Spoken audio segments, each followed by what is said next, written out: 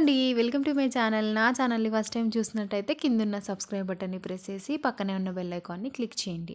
వంట రాని వాళ్ళు ఎవరైనా ఈజీగా ఇంట్లో చేసుకునేలాగా పన్నీర్ బిర్యానీని చూపిస్తున్నాను. ముందుగా కట్ చేసి పెట్టుకున్న వెజిటేబుల్స్ అన్నీ పక్కకు పెట్టుకోవాలి. ఇప్పుడు ఆనియన్, టమాటాని కూడా కట్ చేసుకోవాలి. పన్నీర్ని తీసుకొని వీటిని మీడియం సైజులో చిన్న చిన్న ముక్కల్లాగా కట్ చేసి పెట్టుకోవాలి. పాన్ తీసుకొని దీంట్లోకి కొద్దిగంత బటర్ వేసి స్టవ్ ఆన్ చేయగానే బటర్ని వేసుకోండి. అప్పుడు బటర్ మాడిపోకుండా ఉంటుంది. ఇప్పుడు బటర్ అంతా కరిగిపోయాక దీంట్లోకి ఒక్కొక్కటిగా పన్నీర్లను వేసుకొని 3 to 4 మినిట్స్ వరకు గోల్డెన్ బ్రౌన్ కలర్లోకి వచ్చేంత వరకు ఫ్రై చేసుకోవాలి.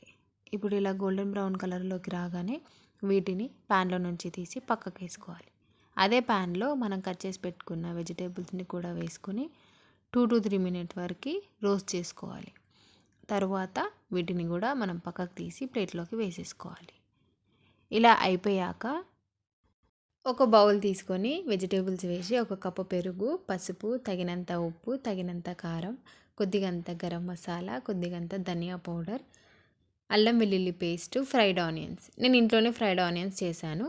ఇవన్నీ బాగా మిక్స్ అయ్యేలాగా మిక్స్ చేసుకొని ఒక 10 నుంచి 15 నిమిషాల వరకు నానబెట్టుకోవాలి. బియ్యంని కూడా కడిగి వాటర్ పోసి ఒక అరగంట నానబెట్టాలి. పాన్ తీసుకొని కొద్దిగంత బటర్ని వేసి అలాగే కొద్దిగంత ఆయిల్ని కూడా వేసుకొని బటర్ని కరగనివ్వాలి. బటర్ అంతా కరిగిపోయాక దీంట్లోకి బిర్యానీ ఆకు, కొద్దిగంత జీలకర్ర, కొద్దిగంత సాజీర, 4 లవంగాలు వేసుకోవాలి. నేను దాల్చిన చెక్కని వేయట్లేదు. బటర్ అంతా కరిగిపోయాక కట్ చేసుకున్న ఆనియన్, పచ్చిమిర్చి వేసుకొని బాగా మిక్స్ చేసుకోవాలి. ఇలా మిక్స్ చేసుకున్న తర్వాత కొద్దిగంత పసుపు, అల్లం వెల్లుల్లి పేస్ట్ కూడా వేసుకొని కలుపుకోవాలి. టమాటాలను కూడా వేసుకొని ఒకసారి బాగా కలిపి కొద్దిగంత కరివేపాకును కూడా వేసుకొని మిక్స్ చేసుకోవాలి. దీన్ని 3 to 4 మినిట్స్ వరకు ఉడకనివ్వాలి. టమాటాలు బాగా ఉడికిపోయాక దీంట్లోకి మనం చేసి పెట్టుకున్న వెజిటేబుల్ పేస్ట్ని కూడా వేసుకొని బాగా మిక్స్ చేసుకోవాలి. ఇలా మిక్స్ అయ్యాక దీన్ని 3 to 4 మినిట్స్ వరకు ఉడకనివ్వాలి. కలుపుతూ ఫ్రై చేసుకోండి.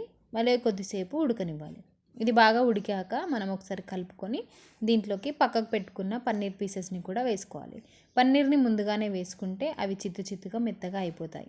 అలా కాకుండా ఇలా వేసుకుంటే నీట్గా ఉంటాయి. దీన్ని కొద్దిసేపు ఉడకనివ్వాలి. అంతలోపు మనం రైస్ని రెడీ చేసుకుందాం.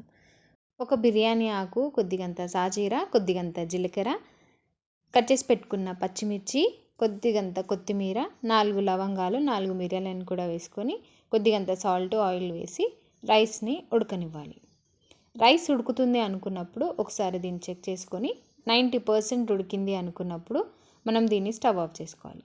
మన పన్నీర్ కర్రీ రెడీ అయిపోయింది. దాన్ని తీసుకొని మనం రైస్ని కొద్దిగా వేస్తూ ఒక లేయర్ లాగా వేసుకోవాలి.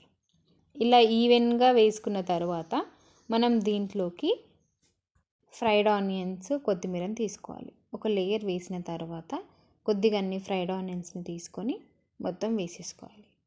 కొద్దిగంత కొత్తిమీరని కూడా తీసుకొని వేసేసుకోవాలి. మళ్ళీ దీనిపై నుంచి ఇంకో లేయర్ రైస్ని వేసుకోవాలి.